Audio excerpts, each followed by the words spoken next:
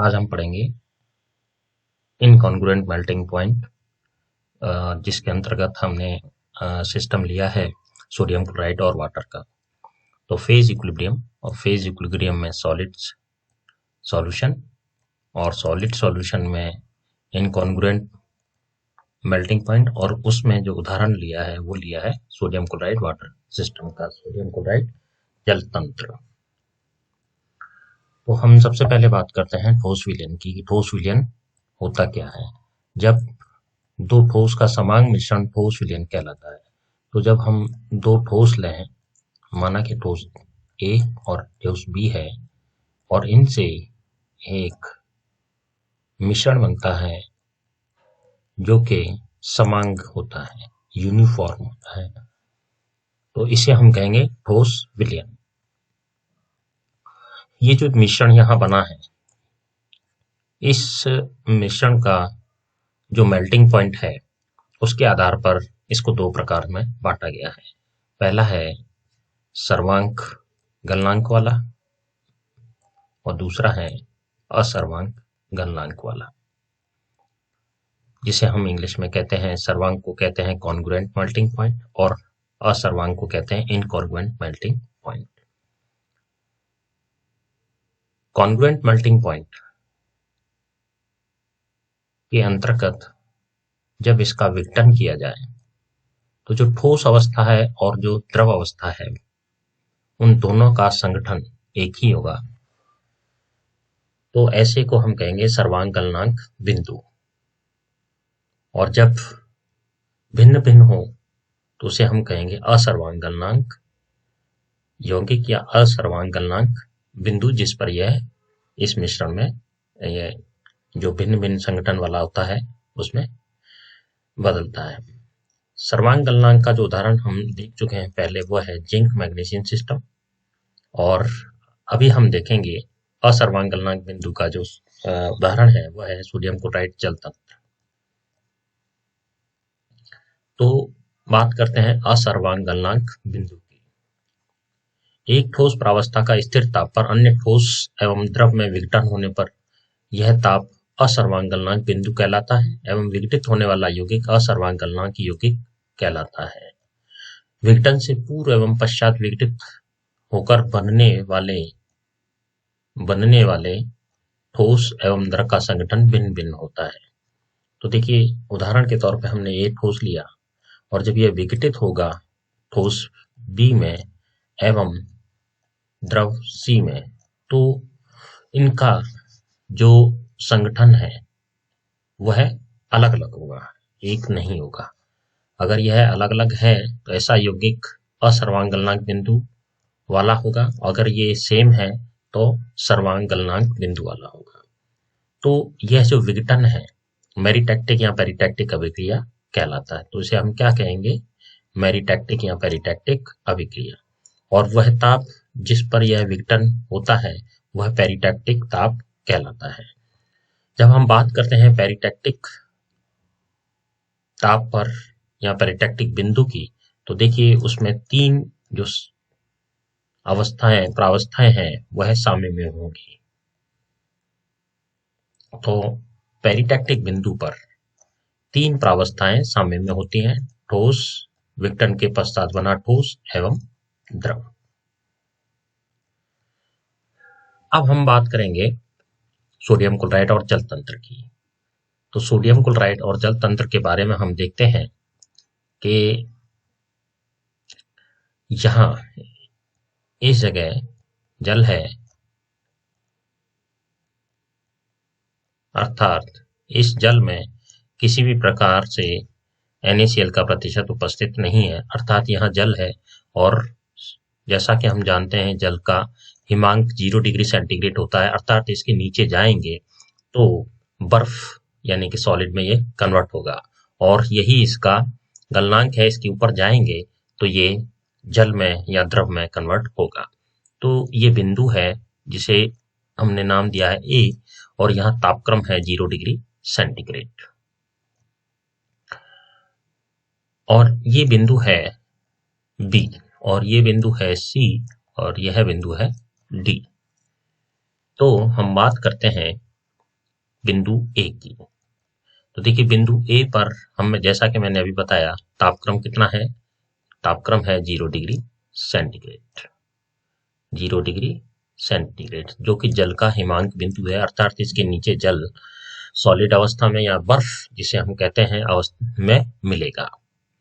अब हमें पता है कि इस बिंदु के नीचे यह द्रव अवस्था में नहीं पाया जाएगा। लेकिन अगर हम इस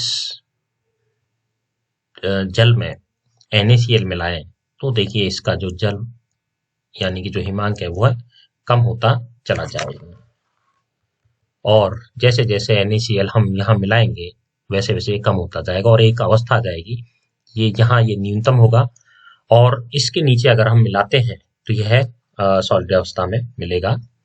तो देखिए ए से बी में हमने NaCl मिलाया और यहाँ पर जल में 23 अगर जल में 23.6% NaCl मिला दिया जाए इस जगह, तो देखिए क्या होगा कि न्यूनतम जो इसका हिमांक है वह घट के क्या हो गया?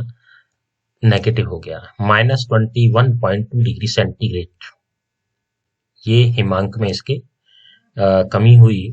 तो जो पहले हिमांक बिंदु था 0 डिग्री सेंटीग्रेड, जल में NaCl मिलाने पर, जल में NaCl मिलाते गए और 23.6 डिग्री 23.6% हमने जब NaCl इसमें मिला दिया तो इसका जो हिमांक है वह हो गया -21.2 डिग्री सेंटीग्रेड।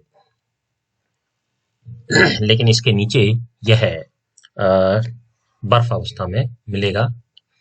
अब देखिए यहाँ से बिंदु बी पर हम और NaCl मिलाएं। जब बिंदु बी से और NaCl मिलाते गए तो देखिए इसका ताप बढ़ा और बढ़कर के हो गया 0.15 डिग्री सेंटीग्रेड, जो कि इस ताप से, 0 वाले ताप से अधिक है।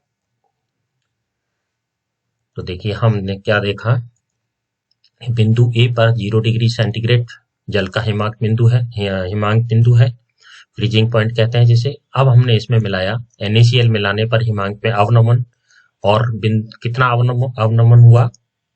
ये देखिए 0 से -21 डिग्री सेंटीग्रेड या 21.2 डिग्री सेंटीग्रेड हो गया।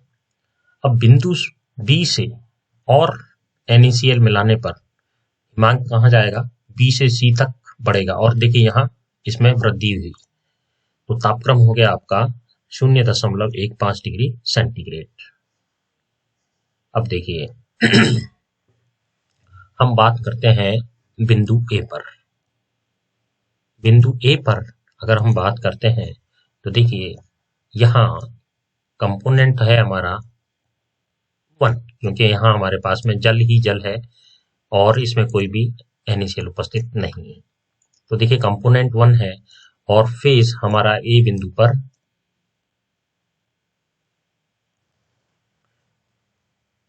बर्फ है, क्योंकि 0 डिग्री सेंटीग्रेड जो है जल का हिमांक बिंदु है, तो यहाँ पर हमें एक फेज मिलेगा। तो अब हम देखते हैं कि जब हमने इसमें ए से बी चलने पर क्या मिलाया, NaCl मिलाया, तो देखिए वक्र ए बी पर जल एवं बर्फ साम्य में रहते हैं। जो हमने वक्र ए और बी बताया था आपको, तो उसमें जल और बर्फ जो है वो साम्य में रहेंगे। तो जल और बर्फ, तो देखिए फेज कितने हो गए? 2। कंपोनेंट अभी भी एक ही है, कंपोनेंट हुआ 1, फेज हुए 2।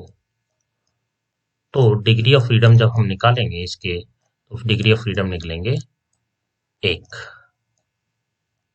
इसका डिग्री ऑफ फ्रीडम निकलेगा 1।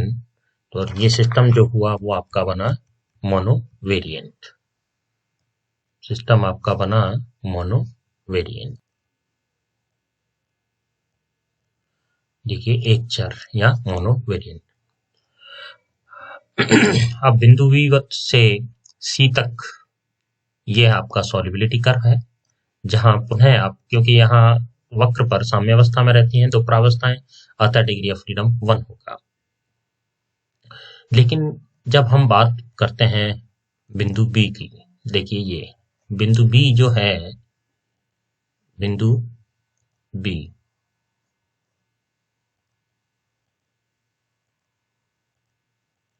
अगर हम बिंदु बी की बात करें तो यह है न्यूनतम, और 0 डिग्री से जो नीचे आ गया NaCl के मिलाने पर जो न्यूनतम हिमांक बिंदु हो गया इसका। तो देखिए यहाँ बी पर जो खास बात है कि विलयन यहाँ संतृप्त हो जाता है, इसके आगे NaCl मिलाने पर नई ठोस अवस्था सोडियम क्लोराइड डाइहाइड्रेट बनती है। इस बिंदु पर 3 प्रावस्थाएं साम्य में रहती हैं, ठोस, बर्फ और विलयन। तो यहाँ फेज हो गए 3, और जैसे ही फेज 3 हुए तो आपका सिस्टम जो है हो गया अचर, नॉन वेरिएंट। और गलन क्रांतिक बिंदु, क्रायोहाइड्रिक बिंदु भी कहते हैं। इस बिंदु के नीचे ठोस, बर्फ, ठोस सोडियम क्लोराइड डाइहाइड्रेट रहते हैं। ये तो खासियत थी बिंदु बी की। अब बिंदु सी पर देखिए, बिंदु सी के ऊपर ठोस सोडियम क्लोराइड डाइहाइड्रेट है, लेकिन स्थायी नहीं रहता, निर्जल लवण व विलयन में परिवर्तित हो जाता है। तो यह देखिए 2 भाग में हो गया, निर्जल लवण और विलयन, यानी कि एक जो ठोस है वो 2 भाग में टूट रहा है, अर्थात यह जो बिंदु है यह हो गया सर्वाक्रांत गलनांक बिंदु का, क्योंकि ये जो ठोस और जो विलयन है उन दोनों की जो कंपोजिशन है वो अगर सेम है तो यह सर्वांक गलनांक बिंदु कहलाता है। आइए हम बात करते हैं मित स्थायी यूटेक्टिक पॉइंट बी प्राइम की। यह है हमारा बी प्राइम बिंदु, यह है हमारा ई प्राइम बिंदु, यह है ई बिंदु, और यह है ई डबल प्राइम बिंदु, और यहाँ एफ बिंदु। तो देखिए इस बिंदु से बी प्राइम बिंदु कैसे आता है। तो जब हम कमरे के ताप पर, यहाँ जब हम आइसक्रीम वाले को देखते हैं कि वह जो है बर्फ के ऊपर नमक डालता है और तेजी से उसे हिलाता है, तो ताप पर जब नमक में लवण जो बर्फ है, बर्फ में लवण तेजी से मिलाए, सबसे पहले मित स्थायी यूटेक्टिक पॉइंट बी प्राइम आएगा, तत्पश्चात बिंदु डी आएगा। तो देखिए जैसे ही वो बर्फ लेता है और बर्फ के ऊपर नमक डालता है और उसे तेजी से हिलाता है, तो उसमें एक सिस्टम बनता है जो मित स्थायी मेटा स्टेबल यूटेक्टिक बिंदु बी प्राइम कहलाता है। और इसका देखिए जो तापक्रम है, जो फ्रीजिंग पॉइंट है वो है 22.4 डिग्री सेंटीग्रेड, जो कि नेगेटिव 22.4 डिग्री सेंटीग्रेड है, अर्थात जो हमारा लोएस्ट फ्रीजिंग पॉइंट था उससे भी ये कम है, लेकिन ये मेटा स्टेबल यूटेक्टिक पॉइंट कहलाता है। अब इस में जैसे ही हम NaCl मिलाएंगे तो देखिए क्या होगा, बिंदु आगे से जो स्थिर ताप है, अब देखिए यहाँ ये ताप इस तरह वो बढ़ रहा है, लेकिन अगर हम इस कांस्टेंट लाइन पे चलेंगे तो ताप कांस्टेंट रहेगा। आगे स्थिर ताप पर लवण मिलाने, अगर हम इसमें टेम्परेचर कांस्टेंट करें और इसमें NaCl मिलाते रहें तो ये कहाँ पहुंच जाएगा, ई प्राइम तक पहुंच जाएगा। और यहाँ से बिना प्रावस्था परिवर्तन किए ताप बढ़ाया जाए, यानी कि अब हम क्या करें कि यहाँ फेज चेंज नहीं करेंगे, लेकिन इसका ताप बढ़ाएंगे तो ये ई तक पहुंच जाएगा, और यह बिंदु उच्चतम ताप होगा, और इस ताप पर असर्वांक के साथ पिघलकर निर्जल सोडियम क्लोराइड देगा, अर्थात ये पॉइंट क्या है, असर्वांक गलनांक बिंदु है। तो हमने देखा किस किस प्रकार सोडियम क्लोराइड जो असर्वांक गलनांक बिंदु के उदाहरण के तौर पे इस सिस्टम को समझाता है। तो हमने देखा फेज इक्विलिब्रियम के अंतर्गत सॉलिड सॉल्यूशन, और सॉलिड सॉल्यूशन में हमने देखा इनकॉन्ग्रुएंट मेल्टिंग पॉइंट कंपाउंड्स और सिस्टम्स, जिसमें हमने लिया था आज सोडियम क्लोराइड वाटर सिस्टम।